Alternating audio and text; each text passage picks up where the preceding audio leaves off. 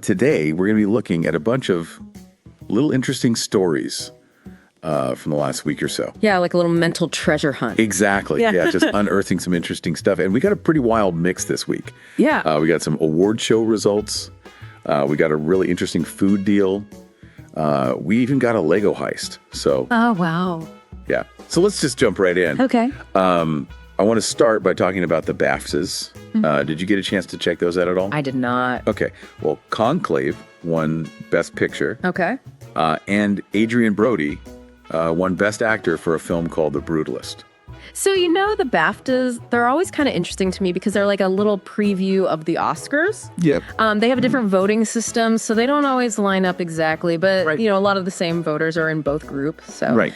It kind of gives you a sense of like, okay, is this movie actually good or is this just like a British thing? You know? Right. Yeah. Like, are they going to translate across the pond? Exactly. Yeah. Well, and the Oscars are coming up pretty soon too, right? They are, yeah. I think just a couple weeks away. Okay. All right. So maybe we'll see some of these names pop up again. Maybe.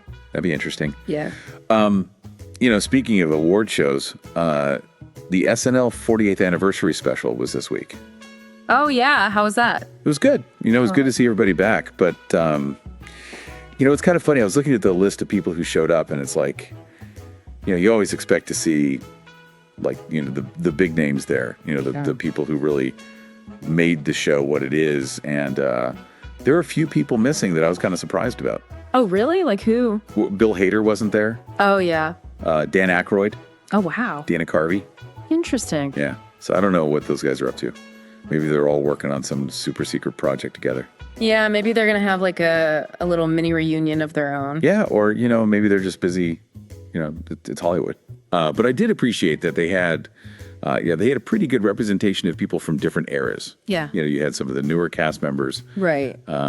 And then they had some folks who, hadn't been on the show in a while. Yeah, that's always cool to see like how they've all kind of, gone on to do different things. And Right. But they can all still come back and kind of share that SNL experience. Yeah, it is kind of like a family reunion in a way. Yeah, definitely. Okay, so let's shift gears a little bit. Let's talk about some food news. Okay, I'm always down for food news. Okay, so there's this barbecue place in Bothell, Washington called Carolina Smoke Barbecue. Okay. And they have a really interesting deal going on right now. Oh, yeah. What's that? They're offering a free dozen eggs. A free what? Yeah, a free dozen eggs with the purchase of a full rack of ribs. Okay, so with egg prices being as high as they are these days, that's a steal. Yeah, that's a pretty good deal. Yeah. I don't know if I've ever seen a barbecue place offer free eggs before, but No, it's definitely a new one. I'm not complaining. Yeah. And speaking of food and deals, did you see that Hulu and Krispy Kreme are teaming up? No, really? Yeah, they're doing a limited edition line of movie snack inspired donuts. Oh, wow. That sounds interesting. Yeah, it does. I think it's only for a week or two. Okay.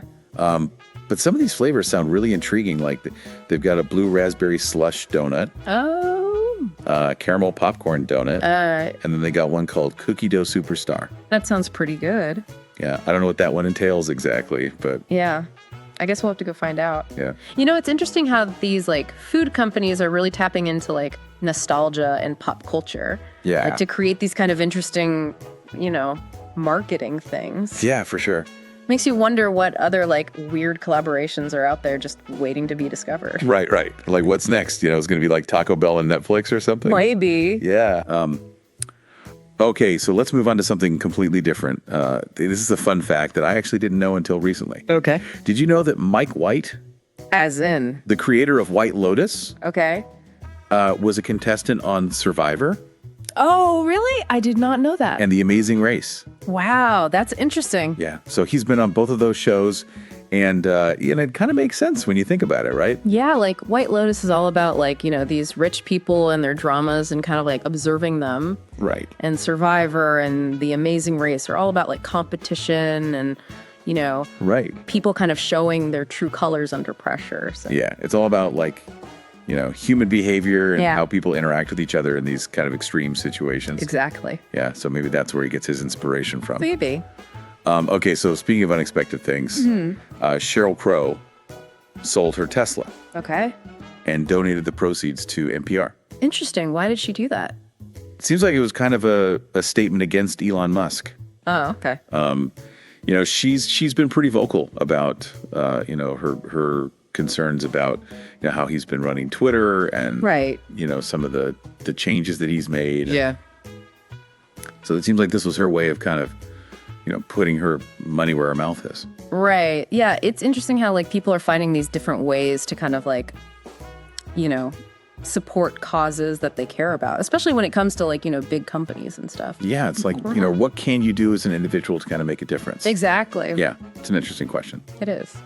Okay, so shifting gears again, there's still a lot of mystery surrounding Pope Francis's hospitalization. Right. Yeah, I saw that he was in the hospital, but they haven't really said what's going on. Yeah, they're being really tight-lipped about it. You know, he's 86 years old, so Right. you know, obviously any kind of health scare at that age is going to be concerning. Yeah. But it's just kind of a wait and see situation at this point. But on a lighter note, someone pulled off a Lego heist outside Seattle. A Lego heist. Yeah, they stole $10,000 worth of Lego sets. Wow. Are Legos that valuable now? Apparently. Yeah. I mean, I knew that, like, you know, certain sets could be worth a lot of money if they're like rare or vintage or whatever. Right. But $10,000 worth of Legos? That's a lot of Legos.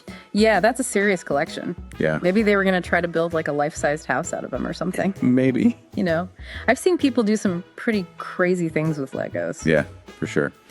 Okay, so let's talk about some music news. Okay. There's a new cover of Peter Frampton's Baby, I Love Your Way that just came out. Oh, yeah, I heard about this. Yeah, it features Deborah Silver, the Count Basie Orchestra, and Peter Frampton himself. Wow, that's a pretty impressive lineup. It is, yeah. It's like a really cool blend of like, you know, different genres and styles. Yeah. And, you know, it just goes to show that like a classic song can really stand the test of time. Right. You know, like you can take a song that was written decades ago. Yeah. And kind of reimagine it and give it a fresh spin. Yeah. And it could still be just as powerful and relevant. Right. Yeah, it's like you don't always have to reinvent the wheel. You know, you can just take something that already works and make it your own. Exactly. Yeah. And speaking of things that are kind of like, you know, classic and maybe need a little bit of a refresh, did you hear about the proposed law in Washington state to limit self-checkout lines to 15 items? No, I did not hear about that. Tell me more. Yeah, so basically they're trying to pass a law that would say that you can only use the self-checkout if you have 15 items or less. Oh, okay. Interesting. Yeah, and you know, I can kind of see where they're coming from because like, you know, you go to the grocery store and sometimes those self-checkout lines are just like out of control. You know, people with like overflowing baskets and, Yeah. you know, it's like, come on, you know? Yeah, it's like, do you really need to use the self-checkout for that? Right. Like maybe just go to a regular checkout lane? Right. But then on the other hand, you know, it's like I do appreciate the convenience of self-checkout when I only have a few items. Yeah, I agree. I think it's a good option to have available, but maybe they need to like find a better way to manage it. Right. Like maybe they need to have like a separate line for people with like, you know, a lot of items. Or Yeah, or like maybe have some kind of system where, you know, if you have more than a certain number of items, it automatically directs you to a regular checkout lane. Yeah, something like that. Yeah. Okay, so this next story is a real heartwarming one. Okay, I love a good heartwarming story. Right. So there's this farm in California called Rosemary Farm, Okay. and they donated 270,000 eggs. 270,000 eggs. Yeah, to wildfire victims in the Los Angeles area. Oh, wow. That's incredible. Yeah, especially with egg prices being as high as they are right now. Yeah. That's a really significant donation. Yeah, that's a lot of omelets. Yeah, for sure. But, you know, it's just really nice to see people stepping up and helping each other out like that. Yeah, it's a good reminder that there's still good in the world. Yeah. For sure. Okay, and finally, I wanted to end on a happy note. Okay. A couple in Brazil just celebrated their 84th wedding anniversary. 84 years. Wow. Yeah, I can't even imagine being with someone for that long. Yeah, that's like almost a century. Right. I wonder what their secret is. Yeah, right? What's the key to a long and happy marriage? Yeah, maybe it's just like, you know, finding someone that you can really laugh with and Yeah. you can tolerate for that long. Oh, you're right. Maybe that's all it takes. Maybe. Okay, so last but not least, this one's kind of a weird one. Okay, I'm intrigued. A seafood company in Norway lost thousands of salmon from their farm, Right. and they're offering a $45 bounty per fish for their return. $45 per fish. Wow. Yeah, so if you happen to be in Norway and you catch a salmon, Yeah. you might want to check and see if it has like a little tag on it or something. Yeah, I wonder how they even lost that many salmon. Like, did they just swim away? I guess so, yeah. I mean, Yeah. I don't know much about salmon farming, but Yeah, me neither. But yeah, it's kind of a strange story. Well, that's all the news we have for today. Wow, that was quite the deep dive. Yeah, it was a pretty wild ride. Yeah, we went from award shows to Lego heists to escape salmon. Yeah. It's amazing how many different things are happening in the world at any given time. It is. And, it just goes to show that even in the everyday, there are always these surprising and thought-provoking stories unfolding all around us. Absolutely. Yeah. So next time you're feeling bored or nothing interesting is happening. Yeah. Just remember, there's a whole world out there full of fascinating stories just waiting to be discovered. That's a good point. And on that note, I think it's time for us to wrap things up. Okay. But before we go, I wanted to leave you with a little something to think about. Okay. If you could offer a bounty for the return of something lost, what would it be and why? That's a good question. Yeah, think about it. Let us know what you come up with. All right. All right, thanks for joining us for another deep dive. Yeah. Thanks, everyone. We'll see you next time. See you later.